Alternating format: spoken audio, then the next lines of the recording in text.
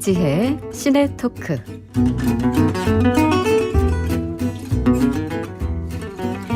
매주 금요일에는 이지혜 영화 저널리스트와 함께 키워드로 영화를 만나봅니다. 어서 오십시오. 네, 안녕하세요. 지난 일주일도 잘 지내셨죠? 네, 이제 뭐 여름이 한여름이에요. 완연하게 와서 예. 저는 더운 걸 좋아해서 되게 기뻐하고 있는데 저도. 많은 분들이 안 좋아하시더라고요.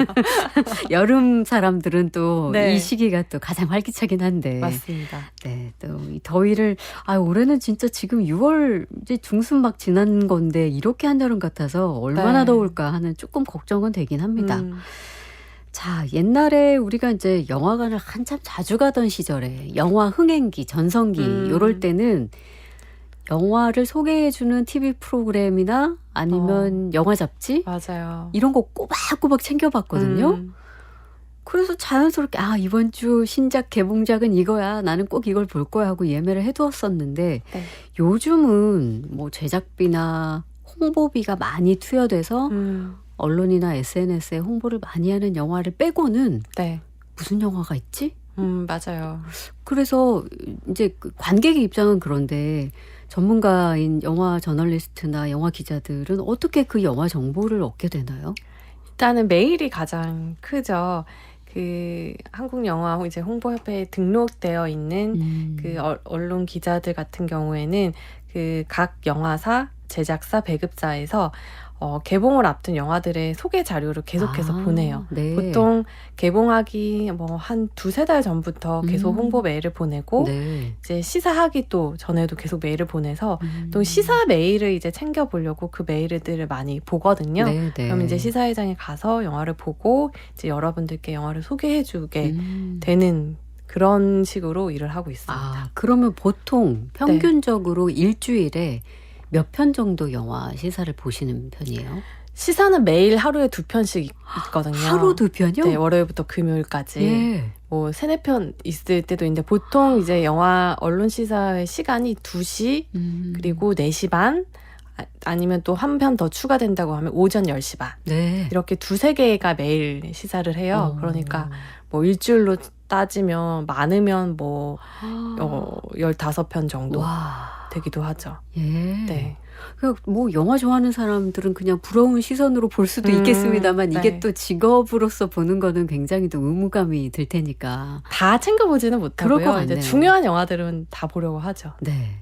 자, 그래서 저희는 다행히 우리 이제 영화 저널리스트가 있어서 신작 영화 정보를 바로 알 수 있습니다. 이번 주부터 신작 영화 소개 함께 알려주시겠다고 해서 저도 기대하고 있습니다. 자, 최근 개봉작 중에 어떤 게 있을까요? 네. 아주 큰 영화 2편이 있는데요. 네. 일단 첫 번째는 디스클로저 데이라고요. 스티븐 스필버그 감독의 신작인데요. 네. 외계인을 등장시킨 영화로 따지면 이제 우주전쟁 이후에 20년 만에 신작인 거죠. 스티븐 스필버그의. 그렇게 오랜만이에요? 네, 스필버그 하면은 E.T.를 시작으로 이제 뭐 미지와의 조 같은 이제 SF 외계인을 다룬 영화들이 굉장히 유명한데 네. 되게 오랜만에 나왔어요. 그러네요. 그때 기대감을 더욱더 높였던 것이 네. 이제 감독님께서 이제 영화 개봉 전에 홍보 인터뷰들에서 나의 그동안에 이제 70여 년간의 그 SF 영화 제작자로서의 그런 어떤 커리어를 집대성하는 영화다라고 스스로 말씀을 하신 본인이? 거예요. 네, 그러니까 네. 관객들은 얼마나 대작인가. 기대를 하겠어요. 와. 그랬는데 점점점. 어머, 그랬는데야. 어떻게 그 다음 기대하고 있었는데. 네. 아니, 그러니까 그 유명한 스티븐 스필버그 감독의 영화이고. 네. 이 70년간의 나의 이 SF의 이 세계관을 집대성한 작품이라고까지 얘기했고, 네. 뭐, 에밀리 블런트의 무슨 콜린 퍼스의 이 유명한 배우들이 네. 진짜 짱짱하게 등장하는데, 점점점. 네. 자, 줄거리부터 그러면 일단 들어보죠. 디스클로저 데이라는 말 그대로 폭로의 날을 향해서 영화는 달려가요. 어떤 폭로이냐? 미국에는 워덱스라는 비밀 기구가 있는데 미 정부의 최고 등급의 보안 기록들을 보관하는 곳이에요. 네. 그런데 여기서 어느 날 요원 12명이 비밀 기록을 가지고 사라져요. 네. 그래서 이제 이 워덱스의 수장이 이걸 다시 회수하려고 직원들을 찾아다니는데 이들이 감추고 있었던 그 기록이 뭐냐면 외계인에 대한 기록이에요. 네. 인류가 이미 외계인을 오래전에 접촉을 했고 그들로부터 기술을 빼내서 역설계로 각종 기술들을 소수의 권력이 독점하고 있었다. 그리고 심지어 외계인들을 고문으로 실험을 하고 있었다라는 네. 이제 끔찍한 사실인데요. 이것을 폭로하는 쪽과 막으라는 쪽이 계속 추격전을 벌이는 그런 이야기입니다. 재밌을 것 같은데요. 굉장히 서사 라인은 나름대로 탄탄해 보이기는 하는데 자, 그럼 왜 이게 호불호가 갈리고 네. 점점점이라고 표현해 주셨는지 어느 부분이 그런 건가요? 일단 집대성은 맞아요. 네. 스티븐 스필버그 감독이 이제 미지어의 조우를 시작으로 항상 가져왔던 외계 생명체, 외계 존재에 대한 입장은 우리가 만나면 같이 공존할 수 있고 네. 그들이 가진 가치와 우리가 가진 가치를 함께 읽어 나갈 수 있다. 굉장히 긍정적인 쪽이죠. 네. 물론 우주전쟁 같이 외계인에 대한 침략을 당하는 경우도 있지만 거기에서도 그걸 계기로 한 가족이 다시 똘똘 뭉치게 되거든요. 그래서 기본적으로는 친외계인적인 시선을 가진 감독이라고 생각하시면 되는데 네. 그의 그런 생각들이 이 영화에 다 담겨 있어요. 그의 생각이 어떻게 발현이 되냐면 우리가 흔히 음모론이라고 불리는 외계인 관련 이론들이 있잖아요. 네. 미국의 로즈웰 지역에서 이제 정체불명의 잔해가 발견됐는데 그게 UFO였다. 네. 라거나 아니면 뭐 크롭서클처럼 뭐 농작물의 작물이 일정한 방향으로 맞아요. 눕혀서 생긴 문양이 외계인이 만든 것이다. 또 뭐 외계인의 조회에 관한 증언이나 CIA의 초능력 감시 연구 같은 것들이 이제 음모론이라고 이제 치부를 하는데 네. 이 모든 것이 진실이었다. 아, 음모가 아닌 네, 진실, 진실이었고 사실이다. 예. 이것을 이제 12명, 여기서부터 굉장히 종교적인 색채가 많이 드러나죠. 성경 중심적이거든요. 12사도를 이제 상징을 하는 거죠. 네. 그리고 외계인은 일종의 신 혹은 신과의 매개자로 이게 뒀거든요. 네. 그래서 이들을 이제 폭로하는 그 무대가 되는 것도 그 지금으로 따지면 올드 미디어죠. 이제 방송국에서 라이브로 이제 전 세계에 송출을 하거든요. 네. 근데 약간 좀 현실에 대한 어떤 좀 시대착오적, 좀 올드하다라고 느끼는 부분들이 있어요. 감독님의 그 현실 인식이. 네. 지금 이 폭로가 준비되는 시기가 제3차 세계대전을 앞두고 있는 굉장히 전 지구적 불안이 감도는 시기예요. 네. 그런데 그 3차 세계대전을 일으키려는 주체가 누구냐? 북한으로 그려져요. 그래서 영화 안에서 한국말도 많이 나오고 그런데 그래요? 사실 너무 황당한 일이죠. 네. 지금 세계 정세상 가장 불안을 유발하는 나라들은 패권 국가들인데 네. 갑자기 북한이 이것도 약간 좀 현실 인식이 떨어지고 외계인에 대한 묘사에 있어서도 많은 관객들이 가장 실망한 부분은 네. 그레이 외계인을 등장시킨 점이에요. 이 그레이 외계인이 뭐냐면 외계인에 대한 여러 가지 이제 그 상이 있는데 그 중에서도 우리가 가장 잘 아는 마치 이티와 닮아서 회색 몸뚱이에 머리는 크고 그렇죠. 눈이 비정상적으로 크고 팔다리는 가는 우리가 정말 7, 80년대 아주 오래전에 상상했던 외계인의 모습이잖아요. 그 모습 그대로예요? 그 설마? 모습 그대로 이제 등장을 하는 거죠. 그러니까 온갖 수많은 새로운 외계인들의 를 보는 재미에 익숙해져 있던 관객들 입장에서는 저게 뭐지? 이렇게 되기가 쉽죠. 근데 네. 물론 영화 안에서는 그 그레이 외계인을 등장시켜야 하는 이유가 있어요. 그래서 영화를 보시면 이해가 되는데 네. 어쨌든 비주얼적으로 조금 더 새롭고 참신함을 기대했던 이제 영화 팬들에게는 좀 당황스러운 요소로 작용을 한 거죠. 너무 스티븐 스필버그가 이제 과거의 그 영광에 머물러서 서사를 짠 것이 아닌가라는 그런 평가라는 걸까요? 약간 그런 면도 있고요. 이야기를 짜는 데 있어서 이 절대자로 두고 있어요, 외계인을. 네. 그래서 성경적인 요소가 계속 나오고 신처럼 두고 있는데 이것이 폭로가 됐을 때 많은 사람들이 80월 인류가 혼란스러워 할 것이다가 영화의 대전제예요. 그리고 네. 굉장히 중요한 요소이고. 근데 이것이 설득이 안 되는 게 뭐냐면 사실 창조론을 믿는 사람들이라면 이것이 굉장히 힘들겠죠. 신의 자리를 외계인이 대체해야 하니까. 그렇죠. 하지만 진화론을 믿는 제 입장에서는 전혀 당황스럽지 않거든요. 네. 외계인이 있을 수 있지 당연히. 그렇기 때문에 이 다른 온도를 지닌 관객들을 모두 설득하기에는 좀 역부족이었던 대전제라는 게 영화를 네. 보면서 계속 좀 걸렸던 것 같아요. 네. 하지만 여전히 스티븐 스필버그의 영화를 사랑하시는 관객이라면 저도 너무 사랑합니다. 네. 지금 20년 만에 이렇게 SF 대작을 또 냈다고 하니까요. 한번 현장에 가서 직접 평가해 보시는 것도 좋을 것 같습니다. 자, 그리고 또 한편의 신작은 토이스토리 5요? 네. 와, 벌써 5번째입니까? 네.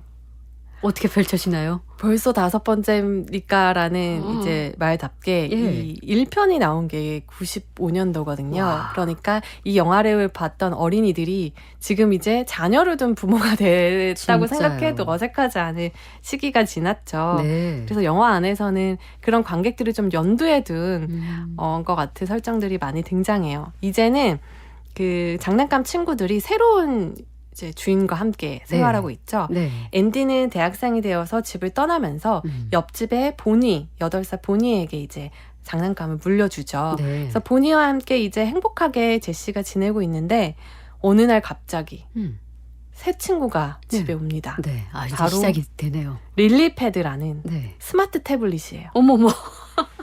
큰일 났습니다. 아, 인형이 아니고 네. 스마트 패드가 네. 경쟁자네요. 이걸 받자마자 본인은 장난감은 쳐다도 보지 않아요.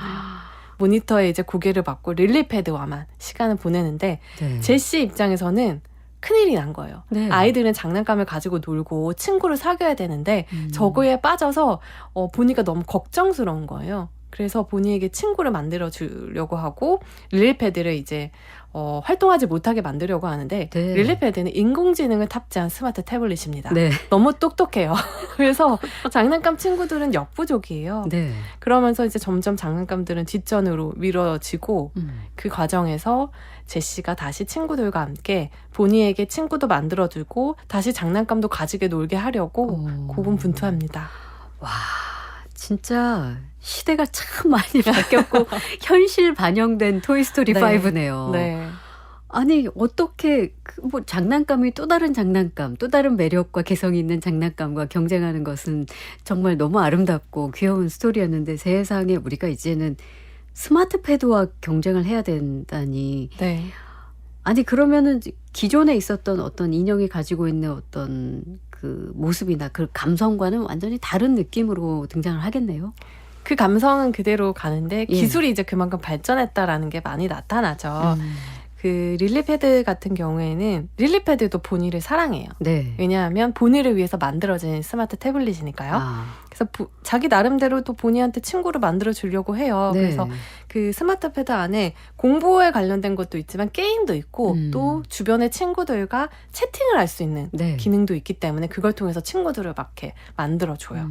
그래서 친구들과 만나게도 하고 하지만 제시는 또 걱정이 되어서 릴리패드를 가지고 친구들을 만나러 가는 보니를 몰래 따라가서 보기도 하고 네. 그러니까 착 보고 있으면 이 장난감과 릴리패드가 모두 부모님 같아요. 아. 친구라기보다는 네. 그 아이들을 대할 때 부모님의 자세처럼 본인을 사랑하고 있어요. 그래서 아무래도 이제 어느새 이제 자녀를 둔 부모가 됐을 그 관객들의 눈높이에 굉장히 맞춘 선택이고 요즘 부모님들이 가장 고민하시는 게 바로 이 스마트 기기들의 사용이잖아요. 그렇죠. 완전히 금지할 수도 없고 그렇다고 무한정 허용할 수도 없는데 그 고민이 이제 릴리패드를 통해서 영화 안에서 잘 담겨 있고 네. 또 릴리패드와 장난감들이 아이들을 본인을 위하는 마음으로 벌어지는 이제 갈등이나 나중에 화해 같은 것들도 결국에는 부모들의 역할에 대해서 얘기해주고 있는 거거든요. 네, 네. 이 아이들로 하여금 스마트 기기를 어떻게 사용하게 할 것인지에 대한 고민을 가진 부모님들이라면 영화를 보시면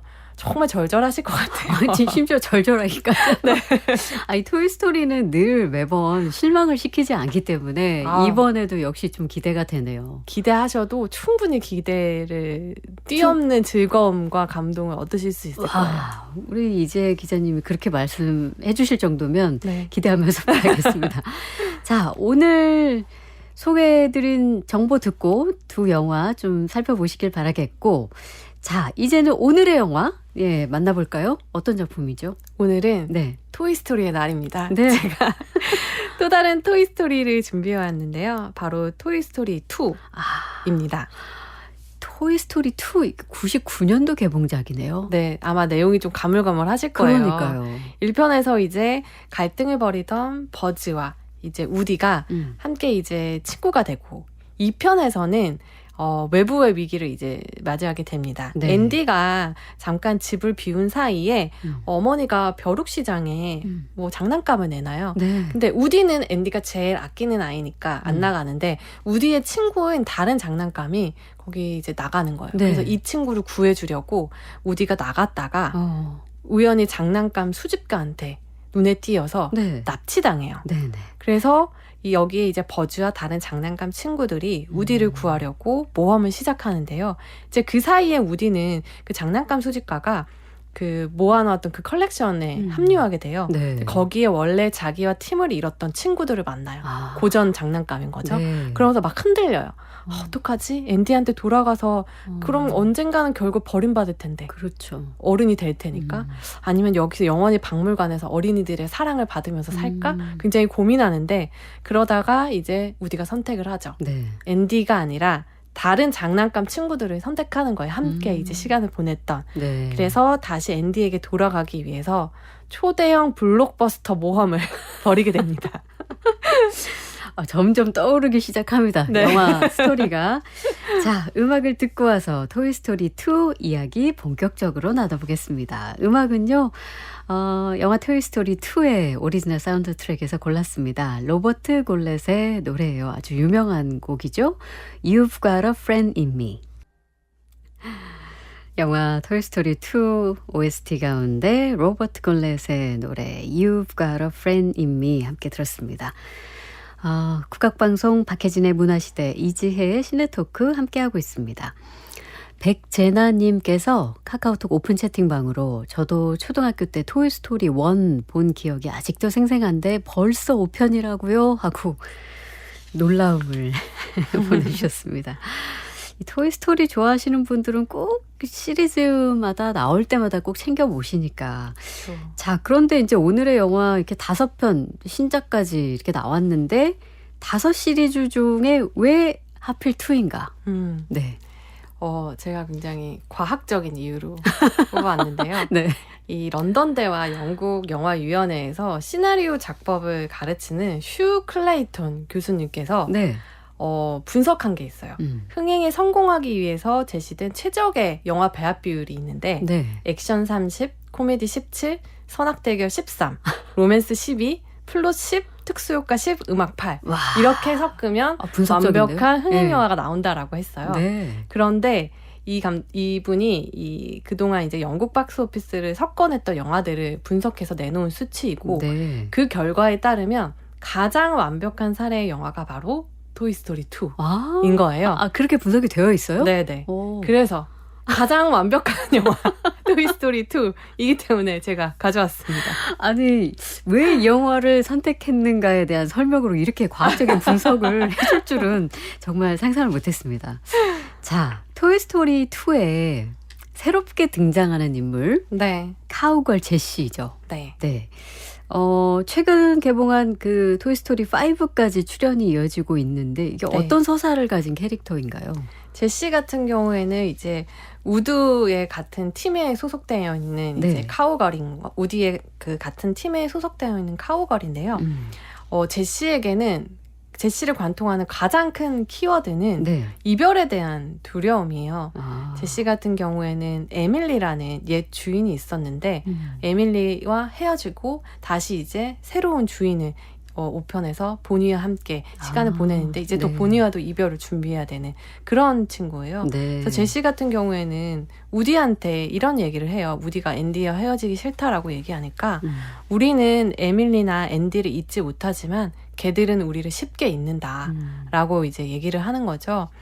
이미 한 번 버림받은 경험이 있고 이제는 이제 박물관에 있는데 그렇기 때문에 우디한테 아직 버림받았진 않았지만 너는 곧 그렇게 될 거야 라고 이제 확신을 가지고 있죠. 그러니까 흐르는 시간을 막을 수 없다라는 것을 가장 잘 보여주는 캐릭터이기도 하고요. 네. 이 모든 장난감의 운명을 이제 제시와 에밀리의 이별 유학본이 토이스토리 2에 등장을 하는데 이걸 통해서 잘 알 수 있죠. 그래서 이 토이스토리 시리즈 전체를 좀 관통하는 정서에는 두려움이 굉장히 커요. 1편에서 우디는 새 장난감 버즈가 와서 앤디의 사랑을 잃을까 두려워하고 2편에서는 또 자신이 고장나면 버림받을까 두려워하거든요. 네. 2편 초반에 이미 팔에 부상을 입어서 팔이 떨어질랑 말랑하는 상태에서 굉장히 극심한 불안을 겪거든요, 우디가. 네. 그리고 3편에서는 성장하는 앤디와 이별을 두려워하죠. 결국 그리고 이별하게 되지만 이제 4편에 이르러서는 보니와 함께 시간을 보내면서 이별은 또 다른 만남을 이제 이뤄낸다라는 것을 알게 되고 그 안에서 우디는 이제 자신의 장난감으로서의 주체적인 삶을 찾아 떠나거든요. 네, 네. 주인에게 종속되는 게 아니라. 그러다가 이제 5편에서는 제시가 다시 두려움에 휩싸이죠. 릴리 패드로 인해서 또다시 버려질 것이다. 네. 그걸 제시가 또 어떻게 돌파해 나가느냐가 5편의 테마가 되는 거죠. 우리 인생사 같아요. 그러니까요. 토이스토리 어떡할까? 희노애락 인생사가 다 희노애락이 담겨 있습니다. 다 담겨 있는데요. 진짜 인간이 가지고 있는 그 본질적인 두려움을 이렇게 장난감을 통해서 네. 이야기를 해주고 있는 작품 토이스토리 2 지금 이야기 나누고 있는데 진짜 사실 누구든지 살면서 어떤 이별이나 어떤 상실의 감정을 느끼게 되는데 영화에서는 그럼 이런 상처를 이제 어떤 식으로 해결해 가죠? 장난감으로서의 소명의식을 일깨우면서 네. 해소해 가는데요. 예. 이 장난감이라는 것이 아이들이 가지고 놀고 그 놀이의 어떤 요소로 생각하지만 장난감 입장에서는 아이와 노는 그 시간만이 살아있거든요. 그러네요. 그리고 토이스토리 세계관 안에서는 장난감들이 사람이 보지 않을 때만 살아 움직일 수 있는 거예요. 그래서 어떻게 보면 이 2 같은 경우에는 그럼 장난감은 언제 살고 언제 죽는 거지? 아. 라는 의문을 품게 해요. 네. 이 2에서 제시한 것은 장난감은 쓰레기통에 버려졌을 때 그때 비로소 죽음이다 라고 이제 결론을 내리거든요. 네. 그렇다라면 살아있는 동안 특히 아이들과 노는 그 시간이 이 장난감들에게는 가장 클라이막스 시간인 거예요. 네. 가장 즐겁고 그런데 어쨌든 그 시간은 언젠가 끝난다라는 것을 이제 장난감들도 잘 알게 되었잖아요. 그러면 이 이별이 올 때까지 계속 불안과 두려움에 휩싸여 있어야 하느냐 제시처럼 네. 그것이 아니다라고 이제 우디는 얘기를 하는 거죠. 장난감이 끝이 정해져 있는 사랑을 할지라도 함께 같이 놀고 사랑하는 동안에는 우리의 시간이 가치가 있고 삶이 가치가 있다. 그리고 이 주제가 계속 이어져서 이번 5편까지 연결이 돼요. 네. 다시 이별을 맞으면 어떻게 될까? 이별을 다시 맞지 않기 위해서 도망치는 것이 나을까? 그 이별을 정면으로 맞이하는 것이 나을까?에 대해서 이제 계속 이야기가 이어지는 거죠. 내 이야기 같고 막 옛날 이야기도 생각나고 막 사람들 고민도 생각나고 막 그런 영화네요. 근데 이 토이스토리가 좋았던 점은 진짜 이 토이스토리 한번 안 보고 어린 시절을 보낸 분은 없을 건데 그 어린 시절만이 가질 수 있는 그러니까 뭐랄까요? 그 순수한 상상력이랄까요? 맞아요. 그냥 인간만이 생명을 가지고 있고 가장 고귀하고 가치가 있다고 여긴 지금은 뭐 그렇게 생각하는 어른들이 훨씬 많지만 어린 아이의 시선에서는 우리가 볼 때는 생명이 없어 보이는 것들, 잘 보이지 않는 것들도 그 색깔이 있고 향이 있고 생명이 있다고 느끼는 감각들. 네. 그걸 다시 보여주는 저는 그게 좋더라고요. 토이스토리 시리즈는.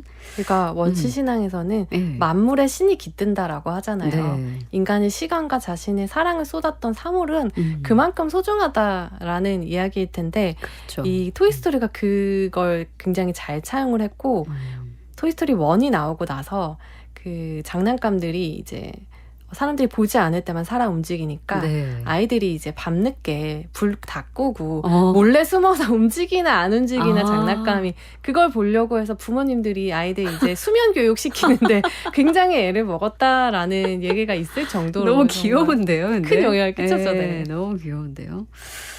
자, 버즈와 친구들이 이제 우디를 구출하러 가는 장면, 이 장면 또 굉장히 또 스릴 넘치잖아요. 제가 초대형 블록버스터라고 했잖아요. 여기서부터 네. 시작이 됩니다. 네. 그 이제 자동차 운전하시는 분들은 이제 차에 액세서리 같은 거 다는 거 좋아하시는 분들도 있잖아요. 그쵸. 가끔 보다 보면은 요즘도 보이는데 맞아요. 이 버즈와 우디가 서로 손을 잡고 차에 매달려서 이제 추격전을 벌이잖아요. 맞아요. 그 인형을 이제 그대로 붙이고 다니시는 분들도 있더라고요. 그만큼 엄청난 이제 시그니처 액션씬들이 많은데 뭐 도로 가로지르거나 뭐 공항 수화물 벨트에서 탈출하기도 하고 특히 이 구출전 장면에서는 네. 토이스토리 2 자체가 굉장히 명작들에 대한 오마주가 많아요. 아, 그래요? 스타워즈도 있고 2002 스페이스 오디세이도 있고 정말 많은 영화들을 오마주를 하는데 네. 이 액션 장면에서는 이제 그 공룡 인형이 이제 뛰는 장면에서는 그 공룡 인형 렉스가 나오는데 이건 주라기 공원에서 명장면이죠. 그 자동차 사이드 미러로 이제 쫓아오는 이제 네. TX를 보는 그 장면으로 패러디 된다거나 또 버즈 같은 경우에는 본인이 우주전사라고 생각을 하잖아요. 그렇죠. 그래서 스타워즈에 대한 오마주도 나와요. 버즈의 출생의 비밀. 네. 그 스타워즈의 명대사죠. 내가 네 아빠다. 대사가 활용되기도 하고 네. 영화를 좋아하시는 분들은 정말 꼼꼼하게 보시면 오마주에 대한 그 장면들로서 또 재미를 많이 느끼실 수 있을 거예요. 그러니까요. 그렇게 설명해 주시니까 그 뭐랄까요. 엄청난 세계관을 다 품은 맞아요. 그런 영화 같은 네. 토이스토리는 그러네요. 혹시 개인적으로 가장 좋아하는 장면이 있으시다면요? 저는 이제 장난감 백화점 이제 주인 R의 캐릭터가 굉장히 좀 흥미롭게 다가왔는데요. 네. 아이들이 이제 장난감을 좋아하잖아요. R도 장난감을 좋아해요. 근데 아이들과 좋아하는 이유는 달라요. 돈을 벌어다 주기 때문에 그렇죠. 장난감을 사랑하는 거죠. 네. 그리고 이제 친구로 대하는 아이들과 다르게 자기한테는 이제 비싼 장난감, 희귀 수집품일 뿐인 거예요. 우디 같은 그런 장난감들이. 그래서 장난감을 대하는 어른과 아이의 가장 큰 차이를 보여주는 인물인 동시에 이 토이스토리 세계관 안에서 장난감의 위치를 잘 보여주는 캐릭터예요. 네. 그래서 장난감이 아이들한테는 살아있는 친구가 되지만 어른들한테는 그냥 물건에 불과하잖아요. 네. 그걸 가장 극명하게 보여주는 캐릭터이기도 하고, 근데 아이러니한 것이 그런 사람이 이제 우디를 이제 납치해 와서 네. 우디에게 또 영상을 주죠. 우디가 팔이 이제 찢겨져 있어서 솜이 튀어나와 있는데 그걸 다 이제 고쳐주고 약간 좀 먼지 쌓여 있던 것도 다 털어주면서 네. 우디에게 이제 박물관에 모셔놔도 어색하지 않을 정도의 이제 영생을 주는 거죠. 그럼에도 불구하고 우디가 그렇게 새로 얻은 몸과 영생을 거부하고 다시 이제 언제 버려질지 모르는 불확실성을 선택하는 그 장면이 있거든요. 네. 여기에서 이제 장난감의 숙명을 보여주는 거죠. 나에게 보장된 영생을 포기하고 아이들과 그 찰나의 놀이 시간을 위해서 네. 다시 돌아가는 이 장난감의 소명의식. 너무 멋있지 않나요? 아니, 저는 그 설명이 진짜 너무 빠져드네요. 막 장난감의 소명의식까지 우리가 토이스토리를 보면서 얘기할 줄은 몰랐습니다. 아니, 이 영화 제작에 관한 또 굉장히 흥미로운 비하인드 스토리들도 꽤 많던데. 네. 제작 과정이 쉽지 않았었다면서요? 네. 이 토이스토리 1이 예상치 못하게 너무 크게 성공을 하다 보니까 네. 당연히 이제 두 번째 시리즈에 대한 압박을 받았죠. 그래서 이제 부랴부랴 준비하게 됐는데 사실 애니메이션은 작업 기간이 길잖아요. 네. 한 2년 정도 됐을 때 작업한 데이터를 모두 소실한 거예요. 실수로. 아이고. 그리고 정말 지금 생각해보면 네. 어처구니 없다고 여겨지는데 심지어 백업을 안 해놓은 거예요. 어떻게 합니까? 이런 거대한 대기업에서 그런 실수를 하다니 정말 이해가 되지 않는데 진짜 믿을 수 그런데 없네요. 정말 천운으로 예. 이때 같이 작업하던 애니메이터 중에서 그 육아휴직을 내고 재택근무를 하던 직원이 있었던 거예요. 네. 그 직원이 데이터를 다 가져가서 그 직원 컴퓨터에 하는 데이터가 있었던 거예요. 다행이네요. 2주 전에 데이터가. 네. 그래서 그 데이터를 부랴부랴 되살려서 다시 작업을 했던. 와. 지금 생각하면 정말 믿겨지지 않는 그런 에피소드가 그러네요. 있습니다. 네. 토이스토리가 그러니까 아까 말했잖아요. 그 영생을 또 얻고 약간 그런 스토리하고 뭔가 거기에서 또 출생이 예. 그러네요. 그런 뭔가 연결 지점이 있어 어. 보이는 이 비하인드 네. 스토리를 들으니까요. 자, 그러면 토이스토리 2 전체적인 평을 이제 마무리로 해주신다면요. 네. 이 토이스토리 감독인 존 라스터의 경우에는 1편을 만들 때에는 본인이 진짜 장난감을 수집할 정도로 매니아였어요. 그런데 이제 10여 년이 흐르는 세월 동안 이제 장난감을 가지고 노는 것을 지켜보는 이제 부모님이 된 거죠. 네. 그래서 그러한 시선이 이제 2, 3편에 걸쳐서 방영이 됐던 거죠. 그래서 2편에서는 이제 사실 이별이 본격적으로 등장하기 전이죠. 존 라세터가 자녀를 이제 대학 기숙사에 데려다주고 오는 길에 너무 울었던 기억에서 출발한 게 3편이라고 한다면 네. 2편 같은 경우에는 이제 3편에서 나올 주제를 이제 미리 관객에게 던져놓게 되는 거죠. 그리고 그 주제 같은 경우에는 이제 박물관에서 우디가 만났던 오래된 희귀 장난감이 입을 통해서 나오죠. 네. 앤디가 대학에 가고 신혼여행을 갈 때도 널 데려갈 것 같아? 음. 이게 또 다시 한번 그 이별에 대한 네. 것들을 떠올리게 하면서 우리가 대학에 가고 신혼여행을 가면서 어느새 잊고 있었던 그 어떤 시절 그리고 네. 그 시절을 대표하는 장난감을 다시 한번 떠올리게 하는데요. 저도 떠오르는 장난감이 있어서 누구예요, 이름이? 제가 이름 지어주고 이런 걸 못했거든요. 어린이임에도 닭살 돋는다고 생각했나 봐요. 그럼 어떤 인형인가요? 곰인형이에요. 곰인형. 흰 곰인형이었는데 네. 귀도 찢어지고 눈도 한쪽이 없던 아이였는데 어떡해요. 그 곰인형이 참 보고 싶네요. 갑자기 막 눈 빨개지죠. 그렇게 어린 시절에 우리에게 토이, 장난감이란 것은 엄청난 추억을 안겨주는 그런 존재인 것 같습니다. 자, 이제 시네토크 이번 주 주목할 만한 신작 디스클로저 데이 그리고 토이스토리 5 또 존 라세터 감독의 토이스토리 2까지 소개를 해드렸습니다. 다음 주에 뵐게요. 네, 감사합니다. 오늘 준비한 순서는 여기까지입니다.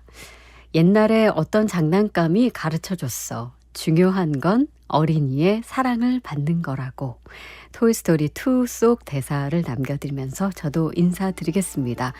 마지막 곡은요. 영화 토이스토리 2 OST 가운데 사라 맥락클란의 노래 When She Loved Me 전해드립니다. 지금까지 박혜진이었습니다.